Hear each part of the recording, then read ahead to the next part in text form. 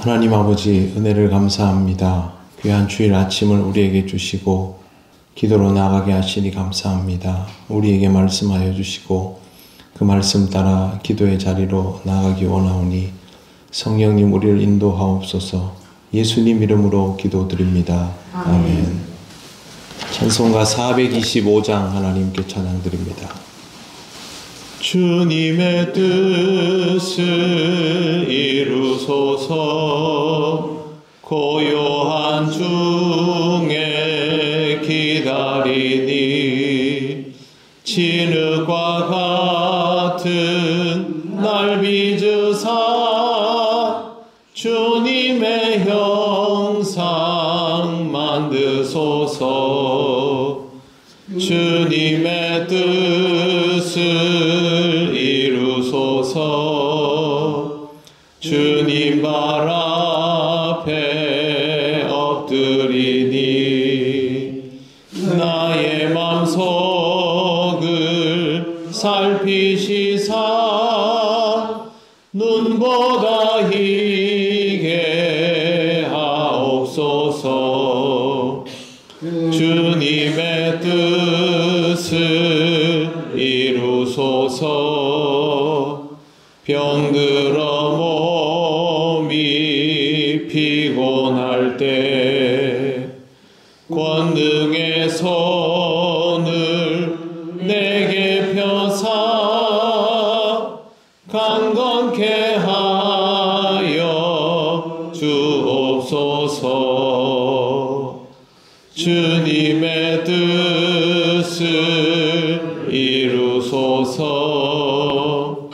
온전히 나를 주장하사 주님과 함께 동행함을 만민이 알게 하옵소서.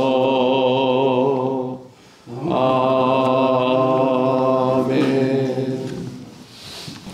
하나님 말씀 사도행전 22장 25절부터 29절까지입니다. 한 절씩 교독하겠습니다. 가죽줄로 바울을 매니 바울이 곁에 서 있는 백부장더러 이르되 너희가 로마 시민 된 자를 죄도 정하지 아니하고 채찍질할 수 있느냐 하니 백부장이 듣고 와서 중장에게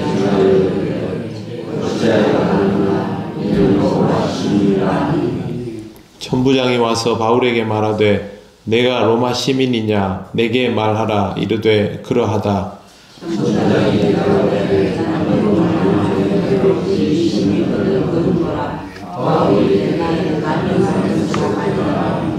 같이 읽겠습니다. 신문하려던 사람들이 곧 그에게서 물러가고 천부장도 그가 로마 시민인 줄 알고 또 그 결박한 것 때문에 두려워하니라. 아멘. 유대인들이 격분하자 천부장은 일단 바울이 무언가 심각한 죄를 저질렀을 것으로 판단을 하고 영내로 데리고 가서 채찍질하며 신문하려고 합니다. 25절을 보면 가죽줄로 바울을 메었다라고 되어 있고 이제 채찍질할 일만 남았습니다. 그런데 바울이 그때 너희가 로마 시민 된 자를 죄도 정하지 아니하고 채찍질할 수 있느냐라고 말을 합니다. 지금까지 가만히 있던 바울이 느닷없이 로마 시민 이야기를 꺼냅니다. 바울이 로마 시민이면 문제가 굉장히 커집니다. 26절 백부장이 듣고 가서 천부장에게 전하여 이르되 어찌 하려느냐 이는 로마 시민이라.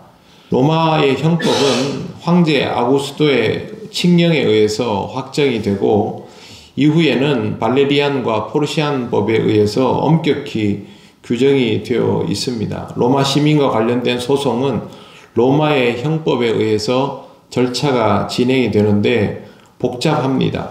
제일 중요한 것은 고소가 우선 법정에 상정되어야 하고 법정에서 엄격한 심의를 통하여 범죄가 확정된 이후에만 형벌을 가할 수 있습니다. 고대 사회는 현행범이다 싶으면 일단 즉결 처분을 하는 경우들도 있었습니다.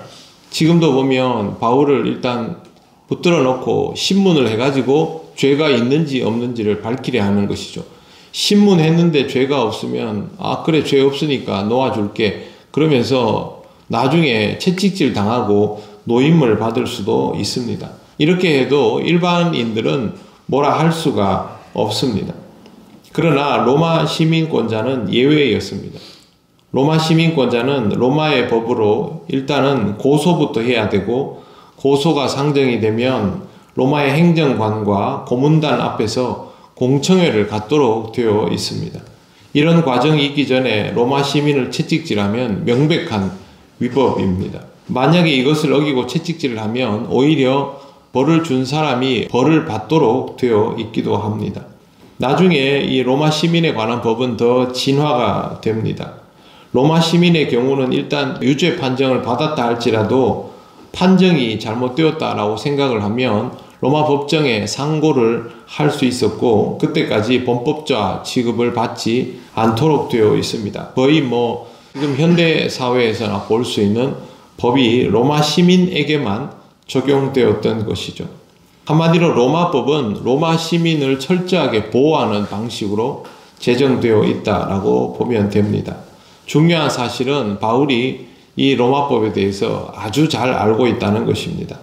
그래서 딱 이 타이밍에 자신을 채찍질하려고 할 때 로마 군인에게 당신은 지금 적법하지 않은 행동을 하고 있습니다 라고 지적을 하는 겁니다. 바울은 과거에도 이런 경우를 당한 적이 있었지만 그때는 로마 시민임을 밝히지 않았습니다. 근데 여기서는 왜 이렇게 밝히는 것일까요? 자기가 로마 법에 상정을 해서 절차를 정식으로 밟게 되면 시시비비를 가리려고 하면 결국에는 로마 법정에 상소를 하고 그렇게 로마로 향해질 수도 있습니다. 예루살렘에서 이 문제를 못 풀면 그렇게 될 수 있습니다.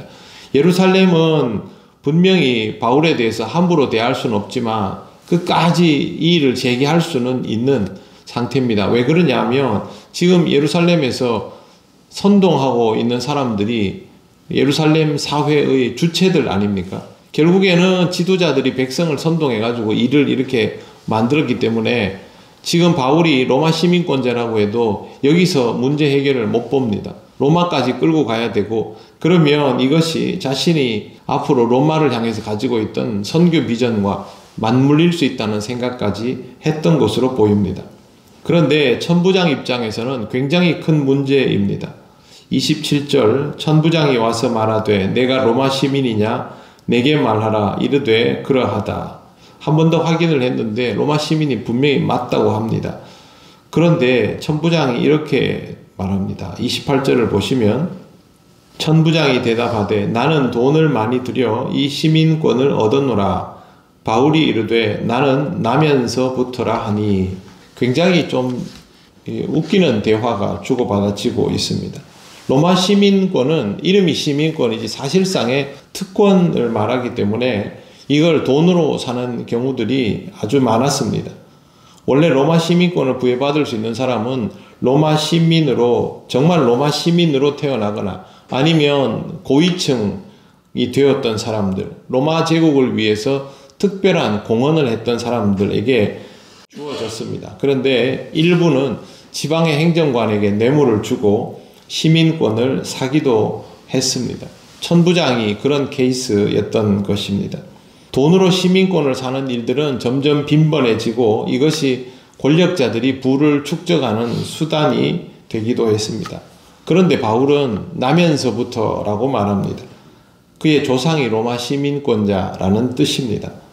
조상이 어떻게 시민권자가 되었는지는 알 수 없지만 유대인들 중에 로마 제국에 공헌을 한 사람들이 시민권자가 되는 사례들이 있었기 때문에 아마도 그런 경우가 아니었을까라고 생각을 합니다. 바울이 지금 이 신문을 하는 천부장보다 사실상 높은 신분의 사람이라는 뜻이 28절에 나와 있습니다. 29절을 보시면 신문하려던 사람들이 곧 그에게서 물러가고 천부장도 그가 로마 시민인 줄 알고 또 결박한 것 때문에 두려워하니라 라고 되어 있습니다. 바로 결박부터 풀었죠. 그리고 지금 이 순간부터 바울은 죄인이 아닙니다. 죄를 확정하기 전까지는 죄 없는 사람으로서 그렇게 대우받게 되어 있습니다. 당시의 로마 시민권이라는 것은 권력과 부의 상징입니다. 만약에 지금 이 시대에 어느 나라의 시민권이 절대적으로 우위를 점하고 있다 그러면 세계에서 돈 좀 있는 사람, 권력 좀 가진 사람은 앞다투어서 그 나라로 이민을 하려고 들 겁니다. 예전에는 그렇게 미국으로 가고 싶어 하는 사람들이 굉장히 많았던 시절이 있습니다. 그 미국 시민권과는 또 비교할 수 없는 확실한 우위가 로마 시민권이었으니 분명히 권력과 부의 상징이 맞습니다. 그런데 바울은 로마 시민권을 그렇게 사용하지 않습니다. 바울에게 있어서 로마 시민권은 복음 증거의 수단입니다. 믿음의 사람은 자신에게 주어진 세상의 권력과 편의조차도 복음 증거의 도구로 사용합니다. 그것은 그의 전심이 오직 복음을 향하여 열려있기 때문입니다. 어제 권호중 집사님이 간증하면서 했던 내용 중에 문제가 될 소지들의 내용들이 몇 개가 있었습니다. 예를 들어서 붉은 악마 이야기 같은 것들은 아마 축구 좋아하는 사람이면 이것저것 따지지 않고 발끈할 가능성이 높습니다. 그럼에도 불구하고 그 얘기를 굉장히 힘주어서 표현하는 이유는 자기가 연예인이기 때문에 이런 자리에 설 수 있었다는 것을 그대로 활용하고 싶어 하는 것이죠. 복음을 전하는 일에 있어서 그걸 쓰고 싶어 하는 겁니다. 여러분의 삶에서 여러분이 가지고 있는 이점과 강점들을 신앙을 위한 도구로 사용할 수 있다면 여러분의 마음은 오직 하나님께로 열려있는 상태라고 말할 수 있을 것입니다. 그게 아니라 여러분이 가지고 있는 이점과 강점은 세상에서의 처세를 위하여 사용하고 신앙의 일은 따로라고 한다면 이와 같은 상태라고는 말할 수 없을 것입니다. 여러분이 가지고 있는 이점과 강점도 하나님께서 주신 것입니다. 그러므로 그것으로 하나님 나라를 확장하고 복음을 전하는 데에 사용하시는 복음 증거자가 되어 가시기를 바랍니다. 아멘. 기도드리겠습니다. 하나님 은혜를 감사합니다. 하나님 우리에게 주신 이 말씀을 통하여 다시 한번 우리 자신을 돌아보기를 원합니다. 성령 하나님 우리에게 허락하신 모든 것들을 사용하여 주의 복음을 전하며 믿음의 사람으로 살게 하여 주시옵소서. 오늘 하나님 앞에 추수감사 예배를 드립니다. 하나님의 임재가 우리 가운데 어떻게 있었는지를 잘 묵상하게 하시고 우리가 하나님 앞에 그 묵상에 대한 결과를 가지고 나와 예배할 수 있는 귀하고 복된 하루가 되게 하옵소서. 감사드리며 예수님 이름으로 기도드립니다. 아멘. 하늘에 계신 우리 아버지, 아버지의 이름을 거룩하게 하시며 아버지의 나라가 오게 하시며 아버지의 뜻이 하늘에서와 같이 땅에서도 이루어지게 하소서. 오늘 우리에게 일용할 양식을 주시고 우리가 우리에게 잘못한 사람을 용서하여 준 것 같이 우리 죄를 용서하여 주시고 우리를 시험에 빠지지 않게 하시고 악에서 구하소서. 나라와 권능과 영광이 영원히 아버지의 것입니다. 아멘.